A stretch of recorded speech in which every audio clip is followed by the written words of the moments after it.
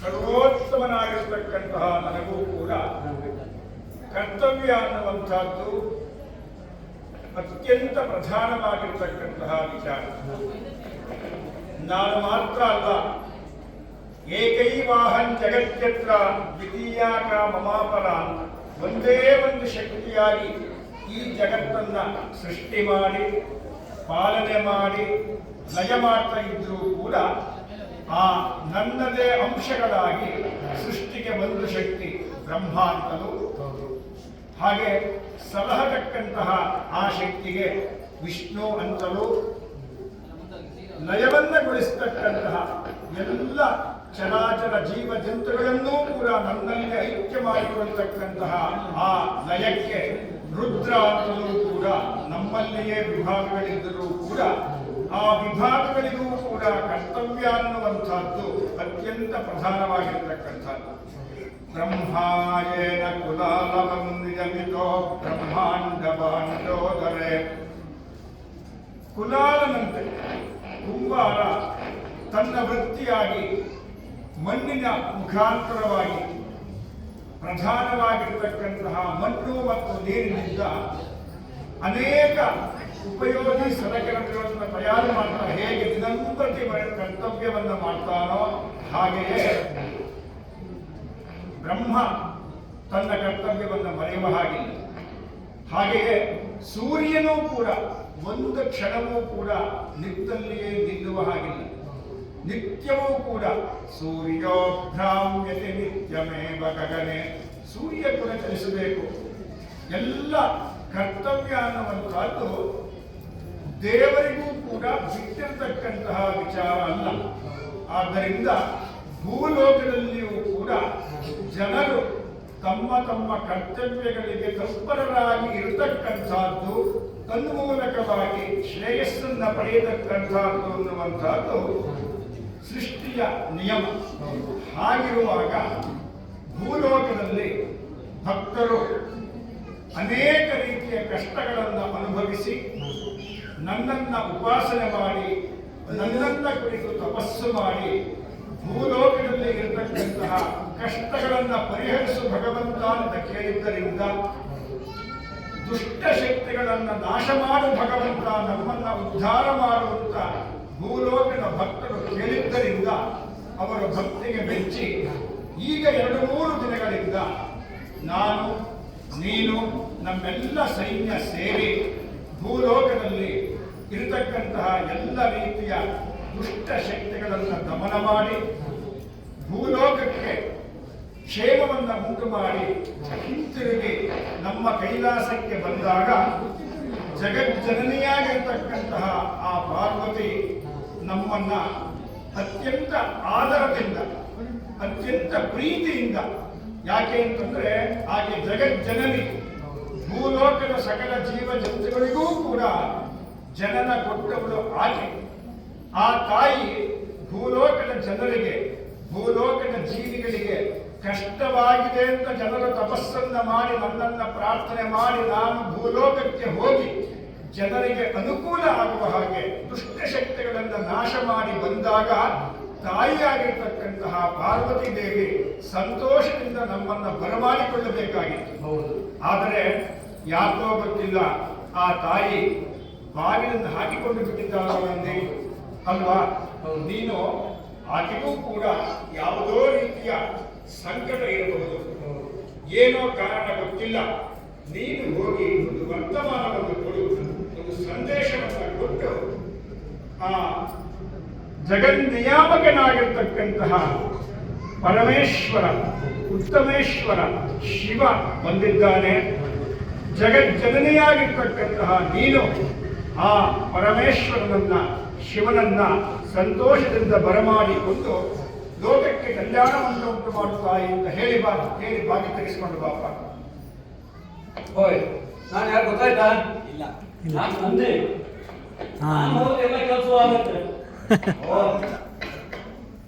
ನೀವು ಬರ್ತೀರಾ?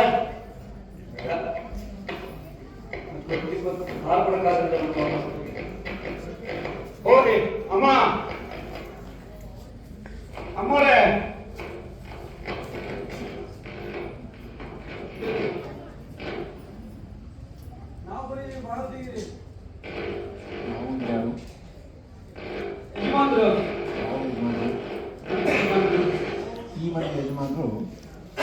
ಕಾಡಕ್ಕೆ ಹೋಗಿದ್ದಾರೆ ರಕ್ಷಣೆಗೋಸ್ಕರ. ನಮ್ಮ ಯಜಮಾನರು ಅಂದರೆ ರಕ್ಷಣೆ ಮಾಡೋರು. ನೀವು ಯಾರು ಯಜಮಾನರು ಅನ್ನೋಕ್ಕೆ? ನಿಮ್ಮ ಯಜಮಾನ್ರೆ ಬಂದಿದ್ದಾರೆ. ಎಲ್ಲಿ ಬಂದಿದ್ದಾರೆ? ನಾನು ಅಂತ ಹೇಳ್ತಾ ಇದ್ದೀಯಾ? ಹೆಸರೇನಿಲ್ವಾ? ಹೆಸರೇನು ಇಲ್ವಾ? ಯಜಮಾನ್ರು ನಮ್ಮ ಯಜಮಾನ್ರಿಗೆ ನಾವು ಯಜಮಾನ್ರು ಅಂತ ಹೇಳ್ತೀವಿ, ಬಂದವರಿಗೆಲ್ಲ ನಾವು ಯಜಮಾನ್ರು ಅಂತ ಹೇಳಲ್ಲ. ಹೌದು, ರಾತ್ರಿ ಹೊತ್ತು ಬಾಗಿಲ ಕಳ್ಕೊಂಡ್ರೆ ಮತ್ತೆ ಏನ್ ಮಾಡೋದು? ಯಜಮಾನ್ರು ಬಂದಿಲ್ಲ. ಯಾವ ಯಜಮಾನ್ರು ಬಂದ್ರು ಅಂದ್ರೆ ನಾವು ಬಾಗಿಲು ತೆಗಿಯಕ್ಕಾಗಲ್ಲ. ಸರಿಯಾದ ರೀತಿಯಲ್ಲಿ ಹೇಳಿದ್ರೆ ಮಾತ್ರ ಬಾಗಿಲು ತೆಗಿಯಕ್ಕಾಗಲ್ಲ. ಇವರು ಬಾಗಿಲಿಗೆ ಕಾಣಲಿಲ್ಲ. ಯಜಮಾನನಿಗೆ ಬಂದು ಕೇಳ್ತಾರೆ. ಮತ್ತು ನಾನು ಹೆಚ್ಚು ಓಡಾಡೋದು ಗೊತ್ತಾಗೋದಿಲ್ಲ. ನಾವು ಬೇಟೆ ಹೋಗಿದ್ವಲ್ಲ, ಬೇಟೆ ಹೋದಾಗ ಅದು ದೊಣ್ಣೆ ಈ ಸದ್ಯಕ್ಕೆ ಇಟ್ಕೊಂಡಿದ್ದೆ. ಉಚ್ಚಿ ಕೊಟ್ಟಿದ್ದು ದೊಣ್ಣೆನ ಒಂದು 2 ತಿಂಗಳು ಇಟ್ಕೊಂಡಿದ್ದೆ. ಈಗ ನಾನು ಹೋದೆ, ಯಜಮಾನ್ರು ಬಂದು ನೀವು ಬಾಳ ತೆಗೀರಿ ಅಂತ ಹೇಳಿದೆ. ಯಾಕೆ ಬಾಳ ಹಾಕಿದ್ದೀರಿ ಕೇಳಿದೆ. ಈ ರಾತ್ರಿ ಹೊತ್ತು ನಾವು ಬಾಳ ಹಾಕಿಟ್ಟೇ ಇರೋದು, ನಾವು ಬಾಳ ತಗೊಂಡಿರೋದಿಲ್ಲ. ಯಜಮಾನ್ರು ಅಂತ ಹೇಳಿ ಯಾರು ಏನು ಬೇಕಾಗತ್ತೆ, ಅದು ಸುಮ್ಮನೆ ಬಾಳ ತೆಗಿಯಕ್ಕಾಗೋದಿಲ್ಲ. ನಮ್ಮ ಯಜಮಾನ್ರು ಮೂಲಕ್ಕೆ ಹೋಗಿದ್ದಾರೆ, ಇವತ್ತು ಬರುವ ರೀತಿ ಕಾಣೋದಿಲ್ಲ ಅವರು ಅಂತೆಲ್ಲ ಹೇಳಿದ್ರು. ಯಜಮಾನರು ಅಂತ ಮಾತ್ರ ಹೇಳಿದ್ರು. ಜಗತ್ತಿಗೆ ಯಜಮಾನರು, ಜಗತ್ ನಿಯಾಮಕರು, ಜಗತ್ತಿನ ಸೃಷ್ಟಿ ಸ್ಥಿತಿ ಲಯ ಎಲ್ಲದಕ್ಕೂ ಕಾರಣರಾಗಿರ್ತಕ್ಕಂತಹ ಅತ್ಯಂತ ಉನ್ನತವಾಗಿರ್ತಕ್ಕಂತಹ ಉತ್ತಮವಾಗಿರ್ತಕ್ಕಂತಹ ಈಶ್ವರ ಬಂದಿದ್ದಾನೆ. ಶಿವ ಅಂತ ಹೆಸರು ಹೇಳಬೇಕು. ಹೆಸರು ಹೇಳದೆ ಇದ್ರೆ ಯಜಮಾನರು ಅಂತಂದ್ರೆ ಆ ಜಗಜ್ಜನನೆಯ ಸಖಿಯರಲ್ಲ ಅನೇಕ ಜನರು ಇರ್ತಾರೆ. ಯಾರು ಯಾರಿಗೆ ಯಾರು ಯಜಮಾನರು? ಜಗತ್ತಿಗೆ ನಾನು ಯಜಮಾನನಾಗಿದ್ರೂ ಕೂಡ ಅಂಶಾತ್ಮಕವಾಗಿ ಒಂದೊಂದು ವಸ್ತುವಿಗೂ ಕೂಡ ಒಬ್ಬೊಬ್ಬ ಜವಾಬ್ದಾರ, ಒಬ್ಬೊಬ್ಬ ಯಜಮಾನ. ಹಾಗಿರುವಾಗ ಯಜಮಾನರು ಬಂದಿದ್ದಾರೆ ಅಂತಂದ್ರೆ ಅದು ಕೇವಲ ಆ ಜಗಜ್ಜನನೆಯಾಗಿರ್ತಕ್ಕಂತಹ ಶ್ರೀಮಾತೆಯಾಗಿರ್ತಕ್ಕಂತಹ ಪಾರ್ವತಿಗೆ ಅನ್ವಯಿಸ್ತದೋ, ಪಾರ್ವತಿಯ ಸಖಿಯರಿಗೆ ಅನ್ವಯಿಸ್ತದೋ ಗೊತ್ತಾಗದೇನೆಯೇ ಬಾಗಿಲು ತೆಗೆಯಲಿಕ್ಕೆ ಅನುಮಾನ ಮಾಡಿತು. ಕೇವಲ ಯಜಮಾನರು ಬಂದಿದ್ದಾರೆ ಅಂತ ಹೇಳಿದ್ರೆ ಆ ಸಭೆಯಲ್ಲಿ, ಆ ಗುಂಪಿನಲ್ಲಿ ಯಾರಿಗೆ ಯಾವುದು ಅಂತ ಗೊತ್ತಾಗಲಿಕ್ಕಿಲ್ಲ. ಆದ್ರಿಂದ ಶಿವ ಬಂದಿದ್ದಾನೆ ಅಂತ ಮಾಹಿತಿ. ಶಿವ ಬಂದಿದ್ದಾನೆ, ಜಗತ್ತಿಗೆ ಸೃಷ್ಟಿ ಸ್ಥಿತಿ ಲಯಗಳಿಗೆ ಕಾರಣಕರ್ತ, ಸರ್ವ ಮಂಗಳದಾಯಕ ಆ ಶಿವ ಬಂದಿದ್ದಾನೆ ಅಂತ ಹೇಳಿದ್ರು ಮಾಹಿತಿ. ಶಿವ ಅಂತ ಹೇಳಿ ಬಾಳ ತೆಗ್ತಾರಲ್ಲ, ಶಾಸಕ ಬರ್ತಂತೆ.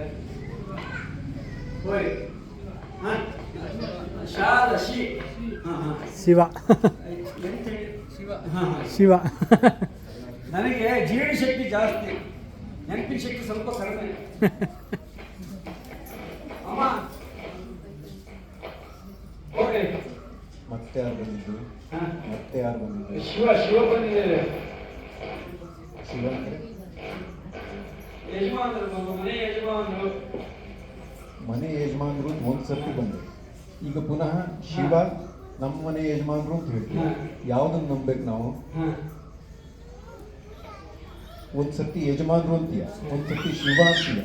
ಶಿವ ಅಂದ್ರೆ ಅರ್ಥ ನರಿ ಅಂತ ನನ್ನ ಅನಿಸಿಕೆ. ನರಿಗೆ ಇಲ್ಲೇನು ಕೆಲಸ? ಬೇಡ. ಈ ನೀವು ಶಿವ ಅಂತ ಹೇಳಿದ್ರು ನಂಬೋದಿಲ್ಲ, ಯಜಮಾನರು ಅಂತ ಹೇಳ್ಕೊಂಡು ಬಂದರೂ ನಂಬೋದಿಲ್ಲ. ನಮಗೆ ನಿನ್ನ ಭಾಷೆ ಅರ್ಥ ಆಗೋದಿಲ್ಲ, ದಾರ ತೆಗೆಯೋದಿಲ್ಲ.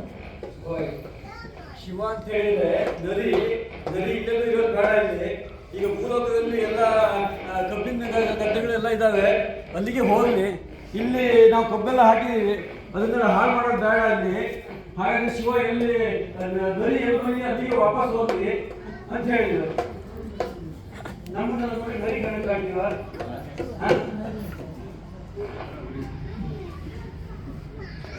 ಏನಪ್ಪ ನದಿ ಇಲ್ಲ, ಶಿವ ಅಂತ ಹೇಳಿದ್ರೆ ನರಿ ಇನ್ನೇನು ಕೆಲಸ ಇಲ್ಲ. ಆಮೇಲೆ ನಾವು ಇಲ್ಲಿ ಸ್ವಲ್ಪ ಕಬ್ಬು ಎಲ್ಲ ಬೆಳೆದಿದ್ದೇವೆ ಇಲ್ಲಿ.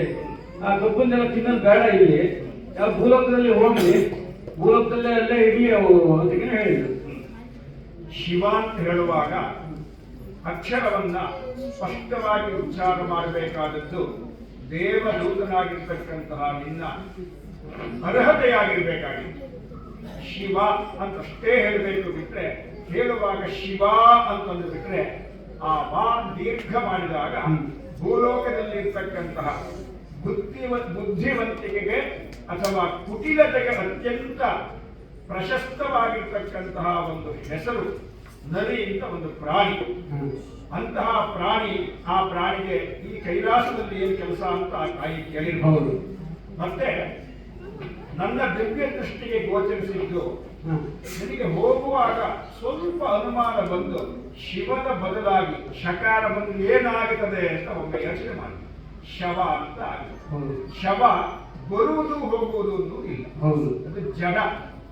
ಒಂದು ಜೀವದಲ್ಲಿ ಚೈತನ್ಯ ಹೊರಟು ಹೋಯಿತು ಅಂತಾದ್ರೆ ಆ ಜೀವ ಜಡವಾಗ್ತದಲ್ಲ, ಅದಕ್ಕೆ ಶವ ಅಂತ ಹೆಸರು. ಅದು ನಿಕೃಷ್ಟ ಅಲ್ಲ. ಯಾಕೆ ಗೊತ್ತಾ? ಒಂದು ಚೈತನ್ಯ ತನ್ನ ಜನ್ಮದ ಸಾರ್ಥಕತೆಯನ್ನ ಮಾಡಿಕೊಳ್ಳಬೇಕಾದ್ರೆ ತಾನು ಧರ್ಮಾಚರಣೆಯನ್ನ ಮಾಡಿ ಯಾವ ರೂಪದಲ್ಲಿ ಯಾವ ರೀತಿಯಲ್ಲಿ ಜನಿಸಿದೆಯೋ ಆ ಜನ್ಮವನ್ನ ಸಾರ್ಥಕ ಮಾಡಿಕೊಳ್ಳಬೇಕಾದ್ರೆ ಆ ಶರೀರ ಅಂತಕ್ಕಂಥದ್ದು ಅತ್ಯಂತ ಮುಖ್ಯವಾಗಿರ್ತಕ್ಕಂಥದ್ದು. ಶರೀರ ಮಾಧ್ಯಮ ಖಲು ಧರ್ಮ ಸಾಧನಂ ಅಂತ ಒಂದು ಸೂಕ್ತಿ. ಆ ಧರ್ಮವನ್ನ ಸಾಧನೆ ಮಾಡಬೇಕಾದ್ರೆ ಶರೀರ ಅನ್ನುವಂಥದ್ದು ಬೇಕೇ ಬೇಕು. ಹಾಗೆ ಆ ಶರೀರದಿಂದ ಚೈತನ್ಯ ಹೊರಟು ಹೋದಾಗ ಅದು ಜಡವಾಗುತ್ತದೆ, ನಿಶ್ಚಲವಾಗುತ್ತದೆ. ಅದಕ್ಕೆ ಶವ ಅಂತ ಹೆಸರು. ಆದರೆ ಆ ಚೈತನ್ಯಕ್ಕೆ ಅನೇಕ ಕಾಲ, ವರ್ಷಗಳಿರಬಹುದು, ತಿಂಗಳಿರಬಹುದು, ಶತಮಾನಗಳಿರಬಹುದು, ಆ ಚೈತನ್ಯಕ್ಕೆ ಆಶ್ರಯ ಕೊಟ್ಟಿರತಕ್ಕಂತಹ ಈ ಜಡ ಏನುಂಟು ಇದು ಸಸಾರದಲ್ಲ. ಇದನ್ನ ಪಂಚಭೂತಗಳಲ್ಲಿ ಲೀನಗೊಳಿಸತಕ್ಕಂಥದ್ದು ಅತ್ಯಂತ ಉತ್ಕೃಷ್ಟವಾಗಿರ್ತಕ್ಕಂತಹ ಒಂದು ಯಜ್ಞ, ಪಿತೃಯಜ್ಞ ಅಂತ ಹೇಳ್ತಾರೆ, ಅಥವಾ ಪಿತೃಮೇಧ ಅಂತ ಹೇಳ್ತಾರೆ. ಅದೆಲ್ಲ ನಡವಳಿಕೆ ಉಂಟು. ಹಾಗಾಗಿ ಶವ ಅಂತಂದ್ರೆ ಸಸಾರ ಅಲ್ಲ, ಜೊತೆಗೆ ಶವ ಬರ್ಲಿಕ್ಕಾಗುವುದಿಲ್ಲ, ಶವ ಹೋಗ್ಲಿಕ್ಕೂ ಆಗುವುದಿಲ್ಲ, ಬರ್ಲಿಕ್ಕೂ ಆಗುವುದಿಲ್ಲ, ನಿಶ್ಚಲ ಜಡ. ಆದ್ರಿಂದ ಅದಕ್ಕೆ ಶವ ಅಂತ ಹೆಸರು. ನಿನಗೆ ಹಾಗೊಂದು ಅನುಮಾನ ಬಂದಿತ್ತಲ್ವ, ಹಾಗೆ ಹೇಳೋಣ ಅಂತ. ಹಾಗೆ ಹೇಳಿದ್ರೂ ಕೂಡ ತಪ್ಪೇನಲ್ಲ. ಆದರೆ ಅದು ಬರ್ಲಿಕ್ಕೆ ಹೋಗ್ಲಿಕ್ಕೆ ಆಗುವುದಿಲ್ಲ. ಆದ್ರಿಂದ ಆ ಸರಸ್ವತಿ ಸಾಕ್ಷಾತ್ ವಾಗ್ದೇವಿ ಆಗಿರ್ತಕ್ಕಂತಹ ಪಾರ್ವತಿಗೆ ಅದು ಗೊತ್ತಾಗ್ತಿತ್ತು, ಅವಳು ನಿನಗೆ ದಂಡಿಸ್ತಿದ್ದ ಹಾಗೆ ಹೇಳಿದ್ರೆ ಇರಲಿ. ಶಿವ ಅಂತಂದ್ರೂ ಕೂಡ ವಾ ದೀರ್ಘ ಹೇಳಿದ್ರಿಂದ ನರಿ ಅಂತ ಅರ್ಥ ಮಾಡಿಕೊಂಡಲ್ವಾ ತಾಯಿ, ಇರಲಿ. ಪಶುಪತಿ ಅಂತ ಯಾಕೆ ಅಂದ್ರೆ ಈ ಜಗತ್ತನ್ನೆಲ್ಲ ರಕ್ಷಣೆ ಮಾಡ್ತಕ್ಕಂಥವ್ರು, ಜಗತ್ತಿಗೆ ಪತಿಯಾಗಿರ್ತಕ್ಕಂಥವ್ರು ನಾನು. ಆದ್ರಿಂದ ಪಶುಪತಿ ಬಂದಿದ್ದಾನೆ ಅಂತ ಬಾಗಿ ತೆಗೆದುಕೊಳ್ತಾರೆ.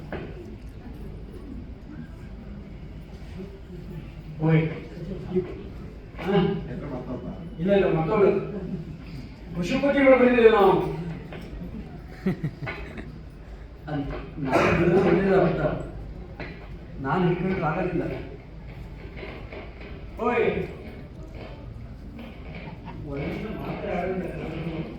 ಮತ್ತೆ ಯಾಕೆ ಬಂದೆಪ್ಪ? ಪಶುಪತಿಗಳು ಬಂದಿದ್ದೇವೆ. ಪಶುಪತಿಗಳು ಯಾವಗಳು? ಅದು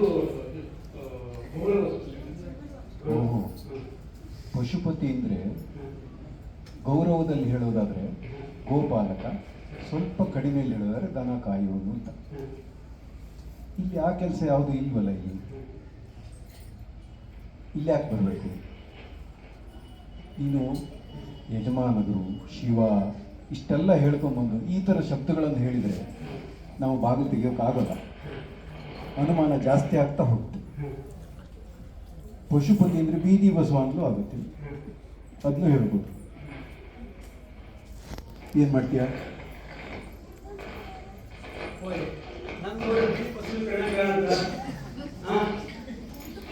ಈಗ ಪಶುಪತಿ ಅಂತ ಹೇಳಿದ್ರೆ ಬಸವ ಇದು ಇಲ್ಲೆಲ್ಲೂ ಬೇಡ, ಯಾವ್ದಾದ್ರು ಗೋಶಾಲೆಯಲ್ಲಿ ಹೋಗಿ ಇರಲಿ ಅಲ್ಲಿ, ಇಲ್ಲೆಲ್ಲ ಬೇಡ ಅಂತ ಹೇಳಿ ಭೂಲೋಕದಲ್ಲಿ ಭಾರಿ ತುಂಬಾ ಗೋಶಾಲೆಗಳಿದ್ದಾವೆ. ಆಮೇಲೆ ಬೀದಿ ಬದಿಗೂ ಓಡಾಡಬೇಡ ಹೆಚ್ಚು, ಮತ್ತೆ ನೀನು ಹೊರಗಡೆ ಹೋಗ್ತಾರೆ ಅಂತ ಹೆಚ್ಚು ಅವರು. ಗೋಪಾಲ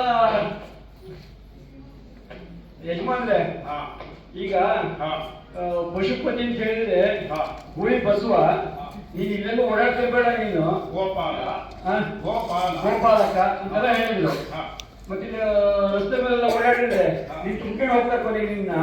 ಹಾಗಾದ್ರೆ ಯಾವ್ದಾದ್ರು ಗೋಶಾಲೆಯಲ್ಲಿ ಹೋಗಿರು ನೀನು ಅಂತ ಹೇಳಿದ್ರು. ಹಾ ನಾನಲ್ಲ ಯಜಮಾನರು ಪಶುಪತಿ ಅಂತ ಹೇಳಿ ಹೇಳಿದೆ ಯಜಮಾನ್ರು ಅಂತ. ಹಾ ನಾನು ಬಿಟ್ಬಿಟ್ಟಿದ್ದೀನಿ. ಹಾ ಸರಿ ಹಾ. ಆದ್ರೂ ಕೂಡ ಬಾಗಿಲು ತೆಗಿಲಿಲ್ಲ. ಇಲ್ಲ, ಅವರಿಗೆ ಅನುಮಾನ ಬಂದಿದೆ ಅವರಿಗೆ. ಹಾ ಗೋಪಾಲ ಅಂತಂದ್ರೆ ನಾನು ಈ ಭೂಲೋಕವನ್ನು ಸೃಷ್ಟಿ ಮಾಡಿದಾಗ ಭೂಲೋಕದ ಎಲ್ಲ ಜೀವ ಜಂತುಗಳಿಗೂ ಕೇವಲ ಚತುಷ್ಪಾತ್ರಗಳಿಗೆ ದ್ವಿಪಾತ್ರಗಳಿಗೆ ಮಾತ್ರ ಅಲ್ಲ, ಸಸ್ಯಗಳಿಗೂ ಕೂಡ ಸಮೃದ್ಧಿಯಾಗಿ ಆಹಾರ ಪ್ರಾಪ್ತವಾಗಬೇಕಾದ್ರೆ ಒಂದು ಚೈತನ್ಯ ಬೇಕು, ಅದು ಕಾಮಧೇನು ಆಗಿರಬೇಕು ಅಂತ ಸೃಷ್ಟಿ ಮಾಡಿರತಕ್ಕಂಥದ್ದು ಗೋವು. ಅಂತಹ ಗೋವು ಎಷ್ಟು ಉತ್ಕೃಷ್ಟವಾಗಿದೆ ಅಂತ ಕೇಳಿದ್ರೆ, ಭೂಲೋಕದಲ್ಲಿ ತಾಯಿಯ ಹಾಲನ್ನ ಕುಡಿಯದೇನೆ ಬೆಳೆದಂತಹ ಜೀವಿಗಳಿದ್ದಾವೆ, ಆದರೆ ಗೋವಿನ ಹಾಲನ್ನ ಕುಡಿಯದೇನೆ ಬದುಕಿದ ಮನುಷ್ಯರಿಲ್ಲ. ಅಂತಹ ಉತ್ಕೃಷ್ಟತೆ ಗೋವಿಗೆ ಉಂಟು. ಅಂತಹ ಗೋವುಗಳಿಗೆ ಒಡೆಯಾದ್ರೆ ಗೋಪಾಲ ಅಂತ ಹೇಳ್ತಾರೆ. ಅಥವಾ ಆ ಎಲ್ಲ ರೀತಿಯ ಗೋವುಗಳಿಗೆ, ಗೋವಿನಲ್ಲಿ ಅನೇಕ ಪ್ರಭೇದಗಳು, ಅಂತಹ ಎಲ್ಲ ಪ್ರಭೇದಗಳ ಸಮೂಹಕ್ಕೆ ಪಶು, ಆ ಎಲ್ಲ ಸಮೂಹಕ್ಕೆ ಒಡೆಯನಾದವನಿಗೆ ಪಶುಪತಿ. ಆ ಅರ್ಥದಲ್ಲಿ ಸಾಧಾರಣವಾಗಿ ಆಕೆ ಪಶುಪತಿ ಅಂತಂದ್ರೆ ಕೂಡಿ ಬಸವ ಅಂತ ಯೋಚನೆ ಮಾಡಿರ್ಬೋದು. ನಿನ್ನ ಇನ್ನೊಂದು ಅಂಶ, ನಿನಗೆ ನಂದಿ, ಹಾಗೆಯೇ ವೃಷಭ, ಆ ವೃಷಭಾಂಶ ಅಂತ ಆಕೆ ಅರ್ಥ ಮಾಡಿರಬಹುದು.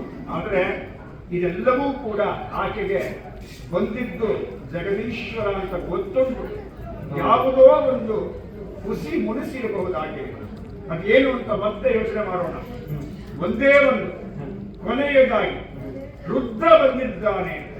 ರುದ್ರ ಯಾಕೆ ಅಂದ್ರೆ ಭೂಮಿಯಲ್ಲಿ ಆ ದುಷ್ಟರನ್ನ ರಕ್ಷಣೆ ಮಾಡುವಾಗ ರೌದ್ರವಾಗಿರ್ತಕ್ಕಂತಹ ನನ್ನ ಅವತಾರ, ಅದರಿಂದ ರುದ್ರ ಬಂದಿದ್ದಾನೆ ಅಂತ ಹೇಳಿದ್ರು. ಆ ರುದ್ರದೇವರು ಬಂದಿದ್ದಾರೆ ಎಂದು ಬಾಗಿ ತೆಗಿತಾನೆ. ರುದ್ರದೇವರು ಬಾವು ತೆಗಿದಾರಲ್ವಾ? ನಾನು ಒಳ್ಳೆ ಕಾಡು ಇಲ್ಲ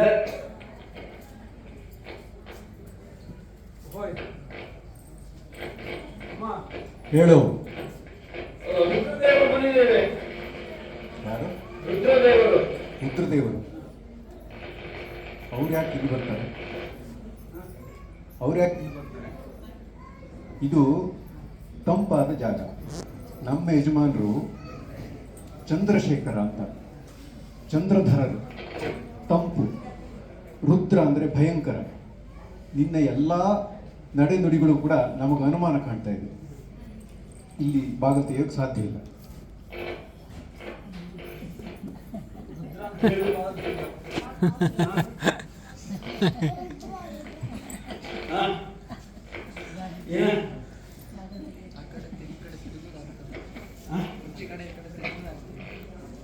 ಕಾಲು ನೋವು ಬಂತಾನೆ.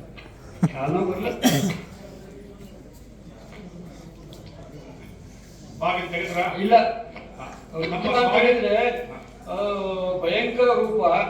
ಹಾಗಾಗಿದ್ರಿಂದ ನಮ್ಮ ಮನೆಯವರು ಚಂದ್ರಶೇಖರ್ ಅವರು ಶೀತಲವಾಗಿದ್ದಾರೆ. ಹಾಗಾಗಿಂದ ನಮ್ಮ ರುದ್ರ ರೂಪಕ್ಕೆ ಯಾವುದಕ್ಕೂ ಭಾವ ತೆಗೆಯೋದಿಲ್ಲ ಅಂತ ಹೇಳಿದ್ರು. ರುದ್ರ ಅಂದ್ರೆ ಆ ತಾಯಿ ಭಯಂಕರ ಅಂತ ಮಾತ್ರ ಅರ್ಥ ಮಾಡಿದೆ. ನೀನು ಹೇಳಬೇಕಾಗಿತ್ತು, ಭೂಲೋಕದಲ್ಲಿ ಈ 2 ದಿನಗಳ ಕಾಲ ಸ್ವಲ್ಪ ರುದ್ರವಾಗಿ ಎಲ್ಲ ಆ ದುಷ್ಟರನ್ನ ಸಂಹಾರ ಮಾಡುವಾಗ ಆ ತರಹದ ಅವತಾರ ಆಗಿದ್ದರಿಂದ ಅವರಿಗೆ ರುದ್ರ ಅಂತೇಳಿ ಬಾಗಿಲು ತೆಗೀರಿ ಅಂತ ಹೇಳಬೇಕಾಗಿತ್ತು. ಆದ್ರೆ ವಸ್ತುನಿಷ್ಠವಾಗಿ ಹಾಗೂ ಅಲ್ಲ ನಂದಿ. ನನಗೆ ಯಾಕೆ ರುದ್ರ ಅಂತ ಹೇಳ್ತಾರೆ ಗೊತ್ತಾ? ಅಥವಾ ನನ್ನನ್ನ ಲಿಂಗ ರೂಪದಲ್ಲಿ ಶಿಲೆಯಲ್ಲಿ ಪೂಜೆ ಮಾಡುವಾಗ ಆ ಈಶ್ವರನಿಗೆ ಸದಾ ಕಾಲವೂ ಕೂಡ ರುದ್ರಾಭಿಷೇಕ, ರುದ್ರ ರುದ್ರ ಅಂತ ಹೇಳ್ತಾನೆ ಇರ್ತಾರೆ. ಯಾಕೆ ಗೊತ್ತಾ? ಆ ಪ್ರಪಂಚದಲ್ಲಿ, ಅದರಲ್ಲಿಯೂ ಭೂಲೋಕದಲ್ಲಿ, ಅದರಲ್ಲಿಯೂ ಸಂಸಾರಿಗಳಾಗಿರ್ತಕ್ಕಂತಹ ತಾನು, ತನ್ನ ಹೆಂಡತಿ, ತನ್ನ ಮಕ್ಕಳು, ತನ್ನ ಬಂಧು ಬಾಂಧವರು, ತನ್ನ ಕುಲ, ತನ್ನ ಗೋತ್ರ, ತನ್ನದು ತನ್ನದು ತನ್ನದು ಅಂತ ಯೋಚನೆ ಮಾಡ್ತಾ ಇರ್ತಾರಲ್ಲ, ಅವರಿಗೆ ದುಃಖ ತಪ್ಪೋದಿಲ್ಲ. ಆ ದುಃಖ ಹೋಗಬೇಕಾದ್ರೆ ಯಾರನ್ನ ಆರಾಧನೆ ಮಾಡಬೇಕು ಅಂತ ಕೇಳಿದ್ರೆ ರುದ್ರನನ್ನ ಆರಾಧನೆ ಮಾಡಬೇಕು, ಈಶ್ವರನನ್ನ ಆರಾಧನೆ ಮಾಡಬೇಕು. ಯಾಕೆ ಅಂತಂದ್ರೆ ರುದಂ ದ್ರಾವಯತೆ ಇತಿ ರುದ್ರ. ರುದಂ ಅಂದ್ರೆ ಸಂಸಾರಕ್ಕೆ ಸಂಬಂಧಪಟ್ಟಿರತಕ್ಕಂತಹ ದುಃಖ ಅಂತ ಅರ್ಥ. ಒಬ್ಬರಿಗೆ ಅಕಾಲದಲ್ಲಿ ಮಗ ಇಲ್ಲ ಆಗ್ತಾನೆ, ಒಬ್ಬರಿಗೆ ಅಕಾಲದಲ್ಲಿ ಸಂಪತ್ತಿಲ್ಲ ಆಗ್ತದೆ, ಒಬ್ಬರಿಗೆ ಅಕಾಲದಲ್ಲಿ ಪತ್ನಿ ವಿಯೋಗ ಆಗ್ತದೆ, ಒಬ್ಬರಿಗೆ ಅಕಾಲದಲ್ಲಿ ಪತಿ ವಿಯೋಗ ಆಗ್ತದೆ, ಬಾಲ ವೈಧವ್ಯ ಬರ್ತದೆ, ಬಡತನ ಬರ್ತದೆ, ರೋಗ ಬರ್ತದೆ. ಇವೆಲ್ಲವೂ ಕೂಡ ಭಯಂಕರ. ಸಂಸಾರಿಗಳಾಗಿರ್ತಕ್ಕಂತಹ ಎಲ್ಲರಿಗೂ ಕೂಡ ಕಷ್ಟ ಅನ್ನುವುದು ಭಯಂಕರ. ಆ ಭಯಂಕರವಾಗಿರ್ತಕ್ಕಂತಹ ಕಷ್ಟ ಹೋಗಬೇಕಾದ್ರೆ ರುದಂ ದ್ರಾವಯತೀತಿ ರುದ್ರ. ರುದಂ ಸಂಸಾರ ದುಃಖಂ ತದ್ರಾವಯತೀತಿ ರುದ್ರ ಅಂತ ಅರ್ಥ. ಆದ್ರಿಂದ ಆ ಸಂಸಾರಿಗಳಾಗಿರ್ತಕ್ಕಂಥವರ ಎಲ್ಲ ರೀತಿಯ ಸಣ್ಣದು ಪುಟ್ಟದು ದೊಡ್ಡದು ಭಯಂಕರವಾದದ್ದು ಅಂತಕ್ಕಂತಹ ಎಲ್ಲ ರೀತಿಯ ದುಃಖ ಹೋಗಲಾಡಿಸಬೇಕಾದ್ರೆ ಈಶ್ವರನನ್ನ ಆರಾಧನೆ ಮಾಡಬೇಕು.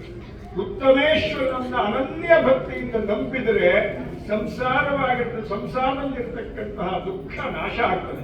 ಆದ್ರಿಂದ ರುದಂ ದ್ರಾವಯತೀತಿ ರುದ್ರ ಅಂತಿರುವುದರಿಂದ ನನಗೆ ರುದ್ರ ಅಂತ ಹೆಸರು. ನಾನು ಯಾರು ನನ್ನನ್ನ ಅತ್ಯಂತ ಭಕ್ತಿಯಿಂದ ಸೇವಿಸ್ತಾರೋ, ಪೂಜೆ ಮಾಡ್ತಾರೋ, ನೆನಪು ಮಾಡ್ಕೊಳ್ತಾರೋ, ಜಪ ಮಾಡ್ತಾರೋ ಅವರ ಎಲ್ಲ ದುಃಖವನ್ನು ಕೂಡ ನಾಶ ಮಾಡುವುದರಿಂದ ನನಗೆ ರುದ್ರ ಅಂತ ಹೆಸರು. ನನ್ನ ಒಡನಾಡಿಯಾಗಿ ನೀನು ಅದನ್ನು ಹೇಳಬಹುದಾಗಿತ್ತು. ರುದ್ರ ಅಂದ್ರೆ ಭಯಂಕರ ಮಾತ್ರ ಅಲ್ಲ ತಾಯಿ, ಎಲ್ಲ ದುಃಖವನ್ನ ಹೋಗಲಾಡಿಸತಕ್ಕಂತಹ ಜಗದೀಶ್ವರನಾಗಿದ್ದರಿಂದ ಅವರಿಗೆ ರುದ್ರ ಅಂತ ಹೆಸರು. ನಿಮ್ಮ ಯಜಮಾನರು ನೀನು ಜಗಜ್ಜನನಿ, ಆತ ಜಗದೀಶ್ವರ, ಬಾಗಿಲು ತಾಯಿ ಅಂತ ಹೇಳಿ ಸಮಾಧಾನ ಮಾಡಿದ್ರೆ ನೀನು ಹೇಳ್ತಿದ್ದಿ, ಆದ್ರೆ ನಾವು ತೆಗಿತಿದ್ರು. ಆದ್ರೆ ನೀನು ಹೇಳುವಾಗ, ಸಂಧಾನ ಮಾಡುವಾಗ ಮೊದಲಿಂದನೂ ಕೂಡ ತಪ್ಪು ಮಾಡ್ತಾ ಇದ್ದೀನಲ್ಲಿ. ಆದ್ರಿಂದ ಅವರು ಬಾಗಿ ತೆಗಿತಾ ಇಲ್ಲ. ಆ ತಾಯಿಗೇನು ತಪ್ಪಿಲ್ಲ. ಆದ್ರೆ ಕೊನೆಯದಾಗಿ ಈಗ ಏನ್ ಮಾಡ್ಬೇಕಂತ ಕೇಳಿದ್ರೆ ಆ ತಾಯಿ ಸರಸ್ವತಿ. ಅಕ್ಷರಗಳು ಹುಟ್ಟಿದ್ದೇ ಅವಳಿಂದ, ಜಗತ್ತು ಹುಟ್ಟಿದ್ದೇ ಅವಳಿಂದ. ಅವಳು ಶ್ರೀಮಾತೆ, ಜಗಜ್ಜನನಿ.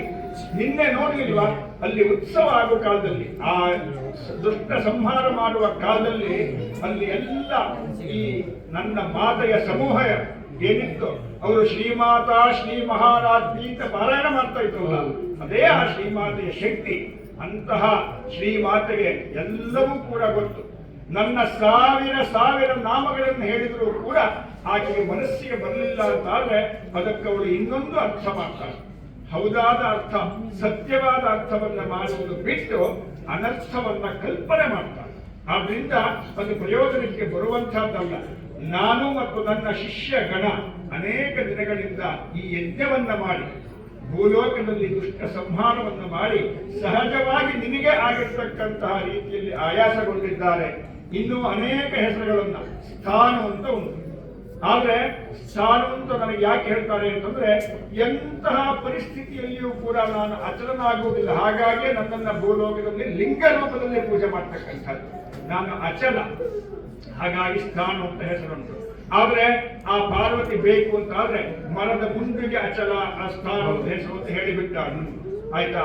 ನೀಲಕಂಠ ಅಂತ ಹೇಳಿದ್ರೆ ನಾನು ಹಾಲಾಹಲ ವಿಷವನ್ನ, ಸಮುದ್ರ ಮಥನ ಕಾಲದಲ್ಲಿ ಹಾಲಾಹಲ ವಿಷವನ್ನ ಎಲ್ಲಿ ಇಡುವುದು ಅಂತ, ಎಲ್ಲಿಟ್ಟರೂ ಕೂಡ ಆ ಜಾಗ ನಾಶವಾಗ್ತದೆ, ಸಂಹಾರವಾಗುವುದಾದ್ರಿಂದ ಅದನ್ನು ನನ್ನ ಗಂಟಲಲ್ಲಿ ಇಟ್ಕೊಂಡೆ. ಆ ಗಂಟಲು ನೀಲಿ ಆಯಿತು, ಹಾಗಾಗಿ ನನಗೆ ನೀಲಕಂಠ ಅಂತ ಹೆಸರು. ಆದ್ರೆ ಆಕೆಗೆ ಹೇಳಿದ್ರೆ ಆಕೆ ನವಿಲು ಅಂತ ಹೇಳಿಬಿಡ್ತಾಳೆ. ಯಾಕೆಂದ್ರೆ ಭೂಲೋಕದಲ್ಲಿ ಒಂದು ಹಾರಾಡುವ ಪಕ್ಷಿ, ಸುಂದರವಾಗಿರ್ತಕ್ಕಂತಹ ಪಕ್ಷಿಯ ಕಂಠ ಕೂಡ ನೀಲಿ ಇರುವುದರಿಂದ ಅದನ್ನು ನೀಲಕಂಠ ಅಂತ ಹೇಳಿಬಿಡ್ತಾಳೆ. ಹಾಗಾಗಿ ಆ ಪಾರ್ವತಿ, ವಾಗ್ದೇವಿ, ಸರಸ್ವತಿ ಅವಳಿಗೆ ನನ್ನ ಸಹಸ್ರ ನಾಮವನ್ನು ಹೇಳಿದ್ರು ಕೂಡ ಅಪಾರ್ಥ ಮಾಡ್ತಾಳೆ, ಬಾಗಿಲು ತೆಗೆಯುವುದಿಲ್ಲ. ಯಾಕೆ ಅಂದ್ರೆ ನಿದ್ದೆ ಬಂದವರನ್ನ ಎಬ್ಬಿಸಬಹುದು, ನಿದ್ದೆ ಬಂದ ಹಾಗೆ ನಟಿಸುವವರನ್ನು ಎಚ್ಚರಿಸಲಾಗುವುದಿಲ್ಲ. ಹಾಗೆ ಅವಳಿಗೆ ಹುಸಿ ಮುನಸ್ಸು.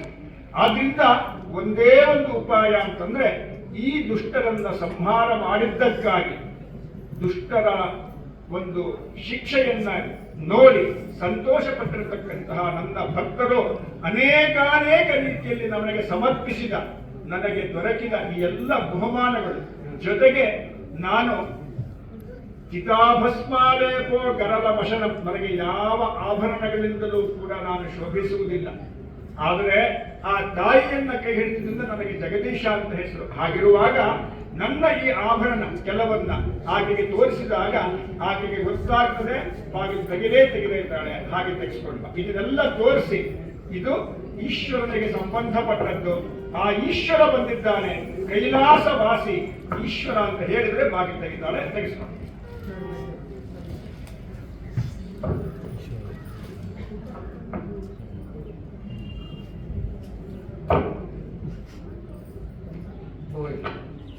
ನಿಮಗೆಲ್ಲ ಕೂಡ ತೋರಿಸೋದಿಲ್ಲ ಮತ್ತೆ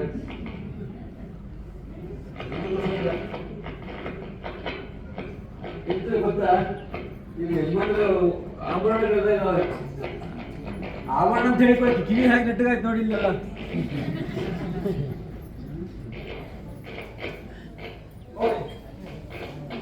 ಅಮ್ಮ, ತಾಯಿ, ಜಗಜ್ಜನನಿ, ಹೇಳು ಭಾರತದಲ್ಲಿ ಹೇಳು.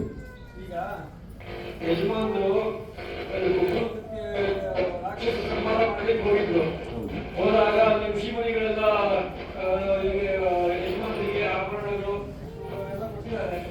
ಅದನ್ನೆಲ್ಲ ನೋಡಿ ಯಜಮಾನರ ಬಂದಿದ್ದು ಹೌದು, ಭಾಳ ತೆಗಿದೆ. ಖಂಡಿತವಾಗಿಯೂ ಗುರುತನ್ನು ತಂದಿದೀಯಾ? ಸರಿ, ಹಾಗಾದ್ರೆ ನೋಡ್ತೀವಿ. ಆದರೆ ನೀನು ಒಂದು ತಪ್ಪು ಮಾಡಿದ್ದಿ. ಪ್ರಾರಂಭದಿಂದಲೂ ದರ್ಪವನ್ನೇ ತೋರಿಸ್ತಾ ಬಂದೆ. ನಾನು ಅಂತ ಹೇಳಕ್ಕೆ ಹೋದೆ, ನಮ್ಮವರು ಅಂತ ಹೇಳಲಿಲ್ಲ ನೀನು, ನಾನು ಅಂತ ಹೇಳಿದೆ. ಅಮ್ಮ ಅಂತ ಪ್ರೀತಿಯಿಂದ ಕರೀಲಿಲ್ಲ. ಅಮ್ಮ ನಾನು ಬಂದಿದ್ದೀನಿ, ಪಶುಪತಿ ಬಂದಿದ್ದಾನೆ, ಇದೆಲ್ಲ ಹೇಳೋಂಥದ್ದು. ಹೇಳಬೇಕಾದ್ರೆ ತಗ್ಗಿ ಬಗ್ಗಿ ನಡೀಬೇಕು, ದೂತನ ಕೆಲಸ ಅದು. ನಿನ್ನ ದರ್ಪ ನಿನ್ನನ್ನು ಈ ರೀತಿ ತಂದು ನಿಲ್ಲಿಸಿದೆ. ಇದನ್ನ ಇನ್ನು ಮುಂದೆ ಯಾವ ಯಾವ ಯಾವ ಕಾಲದಲ್ಲೂ ಮಾಡಬೇಡ. ನೀನು ಹೋಗ್ತಾ ದಯವಿಟ್ಟು ಎಲ್ಲರಿಗೂ ಈ ಸಂದೇಶವನ್ನು ಕೊಡಬೇಕು. ನೀವು ಗಂಡ ಹೆಂಡಿರ ಮಧ್ಯೆ ಜಗಳವನ್ನು ತರಬಾರದು, ತಂದು ಹಾಕಬಾರದು. ಹಾಗೆಯೇ ಲೋಕದಲ್ಲಿ ಯಾರಿಬ್ಬರ ಮಧ್ಯೆಯೂ ಜಗಳವನ್ನು ತರಬಾರದು, ಕಲಹವನ್ನು ತರಬಾರದು. ಈ ಥರದ ಒಂದು ಸಂದೇಶವನ್ನು ಸಾರ್ತಾ ನೀನು ವಾಪಸ್ ಹೋಗಬೇಕು. ನಿನ್ನ ಕೈಗಳನ್ನು ಕಟ್ಟಿ ಕಟ್ತೀವಿ, ಅವರಲ್ಲಿ ನೀನು ಸ್ವೀಕರಿಸಿ.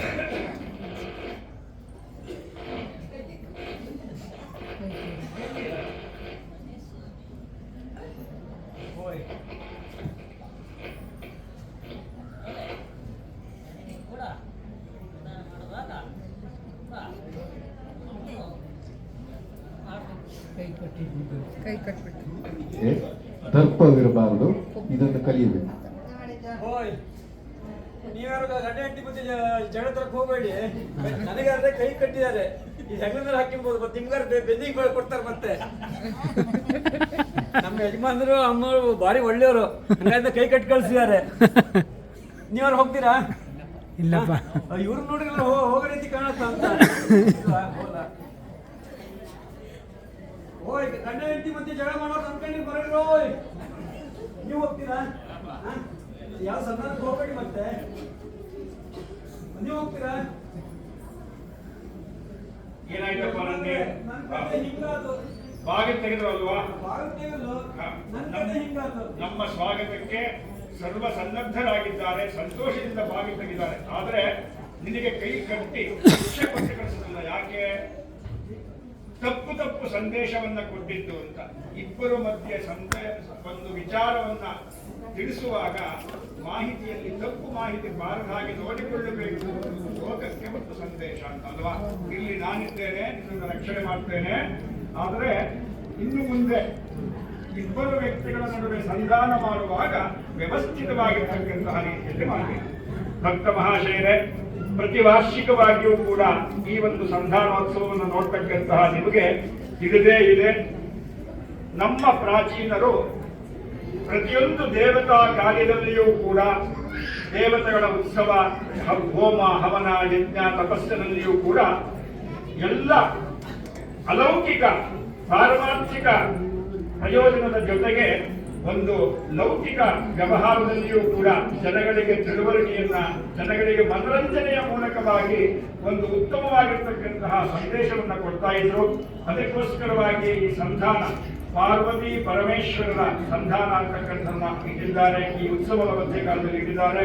ಇದರ ಮುಖ್ಯ ತಾತ್ಪರ್ಯ ಏನು ಅಂತ ಹೇಳಿದ್ರೆ, ಇಬ್ಬರು ವ್ಯಕ್ತಿಗಳ ನಡುವೆ ಕೇವಲ ಗಂಡ ಹೆಂಡತಿಯಿಂದ ಮಾತ್ರ ಅಲ್ಲ, ಅಪ್ಪ ಮಕ್ಕಳ ಮಧ್ಯೆ ಆಗಿರಬಹುದು, ಅಧಿಕಾರಿ ನೌಕರರ ಮಧ್ಯೆ ಆಗಿರಬಹುದು, ಯಾವುದೇ ಎರಡು ವ್ಯಕ್ತಿಗಳ ಮಧ್ಯೆ ಯಾವುದಾದರೂ ಒಂದು ವಿಚಾರವನ್ನ ವಿನಿಮಯ ಮಾಡುವಾಗ ಅದನ್ನ ನೇತ್ಯಾತ್ಮಕವಾಗಿ ಹೇಳದೇನೆಯೇ, ಧನಾತ್ಮಕವಾಗಿ ಋಣಾತ್ಮಕವಾಗಿ ಹೇಳದೇನೆಯೇ ಧನಾತ್ಮಕವಾಗಿ ಹೇಳಬೇಕು ಅಂತ ಇವತ್ತಿನ ಲೌಕಿಕ ಭಾಷೆಯಲ್ಲಿ ಹೇಳುವುದಾದ್ರೆ, ಯಾವುದೇ ರೀತಿಯಲ್ಲಿಯೂ ಕೂಡ ನೆಗೆಟಿವ್ ಥಾಟ್ಸ್ ಬಾರದೇ ಇರುವ ರೀತಿಯಲ್ಲಿ ಪಾಸಿಟಿವ್ ಎನರ್ಜಿಯನ್ನ ಕಂಪ್ಲೀಟ್ ಮಾಡುವ ರೀತಿಯಲ್ಲಿ ಒಂದು ಒಳ್ಳೆಯ ಸಂದೇಶವನ್ನ ಕೊಡಬೇಕು. ಪರಸ್ಪರ ಅಕಸ್ಮಾತ್ತಾಗಿ ಸಣ್ಣ ಪುಟ್ಟ ಭಿನ್ನಾಭಿಪ್ರಾಯಗಳಿದ್ರೂ ಕೂಡ ಸಂಧಾನ ಮಾಡುವಂತಹ ಸಂದರ್ಭದಲ್ಲಿ ಭಿನ್ನಾಭಿಪ್ರಾಯಗಳು ವೈಮನಸ್ಯ ಹೊರಟು ಹೋಗಿ ಸೌಮನಸ್ಯ ಕೂಡುವುದರ ಮುಖಾಂತರವಾಗಿ ಲೋಕದಲ್ಲಿ ಪರಸ್ಪರ ಎಲ್ಲರೂ ಕೂಡ ಅತ್ಯಂತ ಸೌಹಾರ್ದಯುತವಾಗಿ ಅತ್ಯಂತ ಶಾಂತಯುತವಾಗಿ ಸಮೃದ್ಧಮಯವಾದ ಜೀವನವನ್ನು ನಡೆಸಲಿಕ್ಕೆ ಬೇಕಾಗಿರತಕ್ಕಂತಹ ರೀತಿಯಲ್ಲಿ ಸಂಧಾನವನ್ನು ಮಾಡಬೇಕೇ ವಿನಃ ಸಂಧಾನದಲ್ಲಿ ಎಲ್ಲಿಯೂ ಕೂಡ ವೈಮನಸ್ಸು ಜಾಸ್ತಿ ಆಗುವ ರೀತಿಯಲ್ಲಿ ಮಾಡಬಾರದು ಅನ್ನೋದು ಈ ಸಂಧಾನದ ಉದ್ದೇಶವಾಗಿದೆ. ಇಂತಹ ಸಂಧಾನೋತ್ಸವವನ್ನು ಕೇಳಿರ್ತಕ್ಕಂತಹ ನಿಮ್ಮೆಲ್ಲರಿಗೂ ಕೂಡ ಆ ದುರ್ಗಾ ಸಮೇತನಾಗಿರ್ತಕ್ಕಂತಹ ಉತ್ತಮೇಶ್ವರ ಸ್ವಾಮಿಯ ಪರಿಪೂರ್ಣ ಅನುಗ್ರಹ ಪ್ರಾಪ್ತಿಯಾಗಲಿ ಅಂತ ದೇವರಲ್ಲಿ ಪ್ರಾರ್ಥನೆ ಮಾಡಿ ಈ ಸಂಧಾನೋತ್ಸವಕ್ಕೆ ಮಂಗಳವನ್ನ ಹಾಡೋಣ. ಸ್ವಸ್ತಿ ಪ್ರಜಾಭ್ಯ ಪರಿಪಾಲಯಂತಾಂ ನ್ಯಾಯೇನ ಮಾರ್ಗೇಣ ಮಹಿಮಹೀಷಾಃ ಗೋಬ್ರಾಹ್ಮಣೇಭ್ಯಃ ಶುಭಮಸ್ತು ನಿತ್ಯಂ ಲೋಕಾಃ ಸಮಸ್ತಾಃ ಸುಖಿನೋ ಭವಂತು. ಕಾಲೇ ಮನುಷ್ಯಪರ್ಜನ್ಯ ಪೃಥಿವೀ ಸಸ್ಯಶಾಲಿನಿ ದೇಶೋऽಯಂ ಶೋಭರಹಿತಃ ಸಜ್ಜನಾಃ ಸಂತು ನಿರ್ಭಯಾಃ ಅಪುತ್ರಾಃ पुत्र्यः सन्तु पुत्रिणः सन्तु पौत्रिणः अधराः सधराः सन्तु जीवन्तु शरदाक्षतम्.